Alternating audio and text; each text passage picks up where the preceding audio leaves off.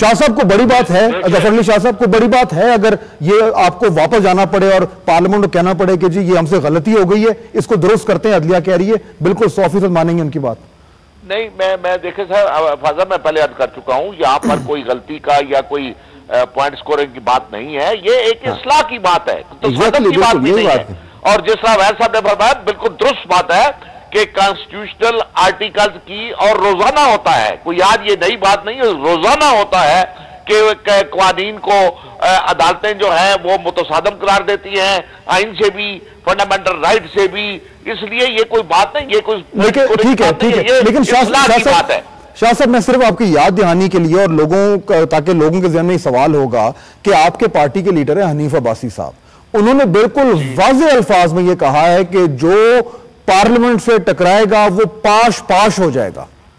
आपकी पार्टी के, आपकी हनीफ अब्बासी साहब नून लीग के लिए बोल रहे हैं या जफर अली शाह साहब नून लीग के लिए बोल रहे हैं, कौन बोल रहा है? मेरी अर्ज करें, मैं देखे ना जी, मैं हनीफ अब्बासी भी मेरे लिए काबिल एहतराम है, मेरे पार्टी के रुकन है, लीडर है, मेंबर ऑफ पार्लियामेंट है, इतनी बड़ी बात नहीं करनी चाहिए। पार्लियामेंट है, मैं खुद मेंबर हूं, फिर लोग कहेंगे कि ये खुद मेंबर भी और बात नहीं करता है। लोग ये पूछते हैं शाह साहब कि नून लीग की पोजीशन क्या है, वो हनीफ अब्बासी साहब को सुने या जफर अली शाह साहब? ये बात मैं नहीं कह सकता, मैं ये बात बिल्कुल नहीं कह सकता कि पार्लियामेंट से कोई टकराएगा, पार्लियामेंट से अयूब खान टकराया, पाश नहीं हुआ, पार्लियामेंट से जियाउल हक टकराया, पार्लियामेंट से मुशर्रफ टकराया, और आज जब मुशर्रफ के खिलाफ कोई बात करने का टाइम था तो वो तो पार्लियामेंट ने किया नहीं। और अब ये कि भाई ये सवाल ये बात नहीं है, सवाल ये है कि ये सारा इस्लाही प्रोसेस है, जब तक अदारे अपनी अपनी ज्यूरिसडिक्शन के मुताबिक इस्लाह नहीं करेंगे और एक्सेप्ट नहीं करेंगे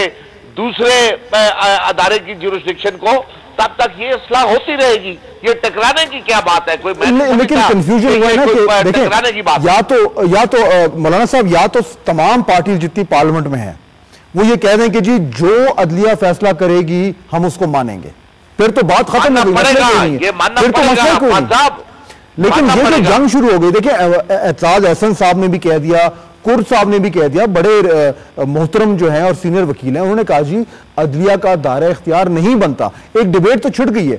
मौलाना साहब, मुझे तो ये समझ आ रही है जफर अली शाह साहब को सुन के कि नून लीग की पोजीशन क्लियर नहीं हो रही, मुख्तलिफ तरफ से मुख्तलिफ आवाजें आ रही हैं।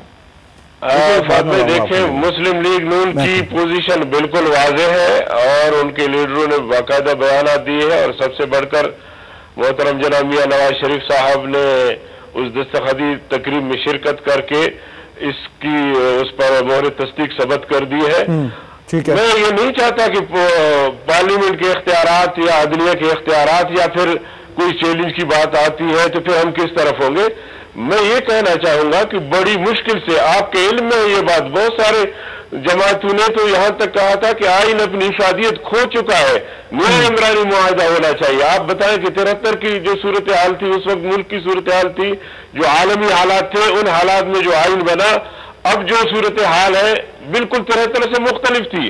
तो ये बड़ी दानिशमंदी से, बड़ी दूर अंदेशी से, बड़ी मेहनत से मिलकर तमाम पार्टियों को, कौम परस्तों को, लिसानी पार्टियों को, सबको एक आईनी तरमीम पे मुत्तफक किया गया है। तो मैं समझता हूं कि अगर पार्लियामेंट की इस काविश को सबोताज किया गया तो ये बहुत बड़ी बदकिस्मती होगी, बहुत बड़ी बदकिस्मती होगी। वैसा साहब बिल्कुल वाज़ेह मौक़िफ़ है मौलाना साहब का। देखिए ना, मौलाना को ये चाहिए कि ये पार्लियामेंट को होली काव तो ना बनाए ना पार्लियामेंट जो है। और दूसरी बात यह है कि टकराव किसी ने पार्लियामेंट से नहीं करना। यहाँ तो सुप्रीम कोर्ट एक इंडिपेंडेंट पिलर है, स्टेट पिलर है जो जुडिशरी है, और जुडिशरी ने अगर कोई फैसला करना है किसी बात का, देखिए पहली बात तो ये है कि यहाँ इस बात को इतना एजिटेटिव रंग में क्यों लिया जा रहा है। एक शख्स या एक अदारा, एक ऑर्गेनाइजेशन, एक इंडिविजुअल महसूस करते हैं कि जी ये जो 18वीं तरमीम हुई है उसमें फलां फलां शिक्के जो हैं ये उसके बेसिक स्ट्रक्चर ढांचे के से मुतसादम है, वो कहाँ जाएं? उनका एक ही तरीका है ना कि वो जाके कोर्ट का दौरा करके आएंगे। अब फैसला कर, ठीक है जी, एक सेकंड दे दे मुझे, जी एक सेकंड दे दे स्वाद भाई, एक सेकंड दे। देखिए मैं इस मोहतरम का एहतराम करता हूँ।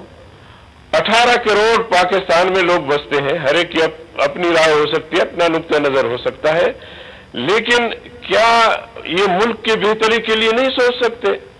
और फिर अगर कोई ऐसी सुकुम है 18वीं तरमीम में, जैसे 17वीं तरमीम में थी, 17वीं तरमीम में बहुत सारी ऐसी चीजें हैं जो 18वीं तरमीम में वापस आ गई हैं, तो फिर 19वीं तरमीम के लिए भी सोचा जा सकता है। लेकिन यह है कि इसको मुतनाज़ा बना के पूरे 18वीं तरमीम को तबाह कर दिया जाए और फिर दो इदारों का आपस में टकराव हो जाए, ये कौन सी कौम की खिदमत है, कौन सी मुल्क की खिदमत है?